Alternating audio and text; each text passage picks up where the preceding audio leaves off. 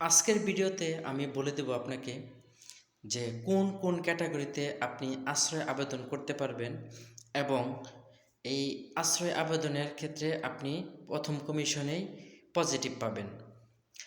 কারণ মনে রাখতে হবে, প্রথম কমিশনে আপনার গল্প, আপনার প্রমাণই হচ্ছে আপনার বৈধতা পাওয়ার জন্য প্রধান এবং মুখ্য বিষয়। তো আমি বলে দিচ্ছি, ১ নাম্বার হচ্ছে রাজনৈতিক আশ্রয়, বা যেটাকে আমরা পলিটিক্যাল আজিলও বলি সেটা। এখন শুধু রাজনৈতিক আশ্রয় বলতে আপনাকে ওইরকম রাজনীতিবিদ হতে হবে। উম, শুধু ওয়ার্ডের বা ইউনিয়নের আমি রাজনীতি করতাম এটা বললে হবে না, আপনাকে ওরকম নেতৃত্ব স্থানীয় রাজনীতিবিদ হতে হবে।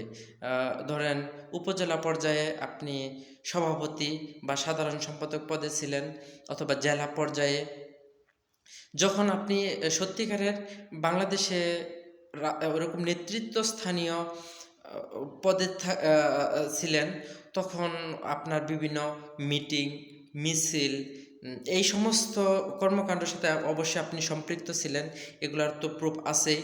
আর যেহেতু আপনি আওয়ামী লীগ করতেন, সেহেতু আপনার বাড়িঘরের উপরে হামলা, আপনার নামে কেস আছে। তো সেই ক্ষেত্রে কিন্তু আপনি ইউরোপে আশ্রয় আবেদন করতে পারবেন এবং বৈধভাবে বসবাসের অনুমতিপত্র পেয়ে যাবেন। দ্বিতীয় নাম্বার হচ্ছে এমন কোনো অসুস্থতা যেটার ট্রিটমেন্ট বাংলাদেশে নাই। মানুষ তো বেঁচে থাকার জন্য সব কিছু করে, যায় অসুস্থ সে কিন্তু সর্বোচ্চ সে কিন্তু শেষ করে তার ট্রিটমেন্টের জন্য, সুস্থভাবে বেঁচে থাকার জন্য। আপনি যদি সুস্থভাবে বেঁচে থাকার জন্য ইতালিতে আসেন রোগের কারণে, অসুস্থতার কারণে, যেটা ট্রিটমেন্ট বাংলাদেশে নাই, ওইরকম যদি জটিল এবং কঠিন রোগ আপনার থেকে থাকে, তাহলে কিন্তু আপনি এই এগেনিস্টে কিন্তু ডকুমেন্টস পাবেন। ৩ নাম্বার হচ্ছে সংখ্যালঘু। যারা সংখ্যালঘু হিসাবে শুধু আজিল আবেদন করলে আপনি এদেশে ডকুমেন্টস পাবেন না।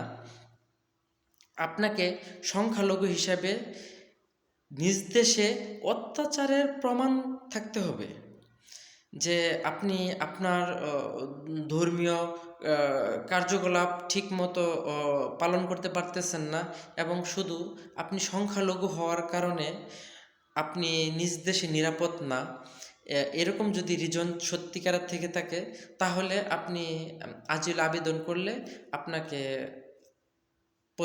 প্রথম কমিশনে পজিটিভ পাবেন।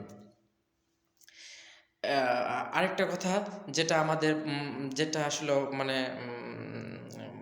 আল্লাহ মাফ করুক, সেটা হচ্ছে কেউ যদি নাস্তিক থেকে থাকে, সে কিন্তু ইতালিতে আশ্রয় আবেদন করলে বা ইউরোপে আশ্রয় আবেদন করলে সেও কিন্তু বৈধতা পাবে। তবে মনে রাখতে হবে, শুধু ডকুমেন্টস পাওয়ার জন্য কেউ যদি নিজেকে নাস্তিক দাবি করে, সে কিন্তু যারা কমিশন অফিসে ইন্টারভিউ নেয়, মনে রাখতে হবে তারা কিন্তু বোকা না। তো আপনাকে ওইভাবে প্রুফ করে ডকুমেন্টস নিতে হবে। আরেকটা ক্যাটাগরি হচ্ছে যারা এলজিবিটি পার্সন, তারা কিন্তু সহজেই বৈধতা নিতে পারবে যদি অরিজিনাল সত্যিকারের তারা এই গোষ্ঠীর সদস্য হয় বা এই সম্প্রদায়ের সদস্য হয়, তারা কিন্তু সহজেই আশ্রয় আবেদন করে বৈধতা পাবে। এবং আরেকটা হচ্ছে যারা নিচু বংশ, নিচু জাত এবং তাদের যে মৌলিক অধিকারগুলো সে দেশে পাচ্ছে না, এরকম যদি কেউ থেকে থাকে, তাহলে কিন্তু সেও বৈধতা পাওয়ার সম্ভাবনা আছে। একটা কথা মনে রাখতে হবে, আপনাকে যখন কমিশনে আপনি আপনার গল্পটা উপস্থাপন করবেন, আপনাকে যখন ডকুমেন্টস দিবে, অবশ্যই তারা আপনাকে আপনার কথা, আপনার ডকুমেন্টস এগুলো যাচাই বাছাই করবে। তাদের কাছে যদি মনে হয় যে সত্যতা, একটা জিনিস হচ্ছে সত্য আপনি সত্য জিনিসটা যতই আপনাকে পেঁচায় গেছে যত কিছু করে হোক, আপনি কিন্তু সত্য যেটা সেটা কিন্তু আপনি উপস্থাপন করতে পারবেন। এটার ক্ষেত্রে আপনার কোনো সমস্যা হবে না। কিন্তু মিথ্যাকে যখন সত্য বানায় প্রুভ করতে যাবেন, তখন সেই ক্ষেত্রে কিন্তু অবশ্যই ধরা খাবেন। যেটা করলে কমিশনের পজিটিভ তো আসবেই না, বরং আপনার আর ক্ষতি হবে। তো আশা করি আপনারা ধারণা পাইছেন, যারা আমাকে পার্সোনালি জিজ্ঞাসা করতেন যে ভাই কী ধরনের কেস দেব। তো আশা করি আপনি আমার কথাগুলো বুঝতে পারছেন। তারপরে যদি আপনার কোনো বুঝতে অসুবিধা হয়, অবশ্যই ভিডিওর কমেন্ট বক্সে কমেন্ট করবেন। আর পারলে এই ভিডিওটা শেয়ার করে দিবেন।